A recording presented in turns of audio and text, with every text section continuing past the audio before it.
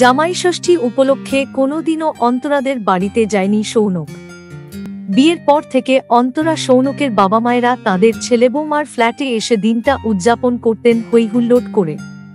এবছর জামাইষষ্ঠীর দিনটায় অন্তরা সৌনক দুজনেই স্মৃতিমেদুর। চেষ্টা করেও বিবাহ বিচ্ছেদটা আটকানো যায়নি। দুজনের ফোনেই ভিডিওটা প্রায় একই সঙ্গে এসে পৌঁছল। বহুদিন বাদে অন্তরা নিজে থেকে সৌনককে ফোন করে কথা বলল। দুজনেই একমত হল বিয়ে করাটা ভুল সিদ্ধান্ত হলেও স্কুল জীবন থেকে শুরু হওয়া বন্ধুত্বটা ভেঙে দেওয়াটা মূর্খামি। বাবা মায়েরা সহজ সত্যিটা চোখে আঙুল দিয়ে দেখিয়ে দিয়েছেন।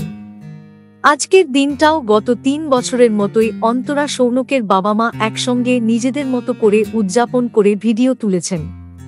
ওরা ভোলেননি ছেলেমেয়েদের স্কুল জীবন থেকে শুরু হওয়া নিজেদের অন্তরঙ্গ বন্ধুত্বটা।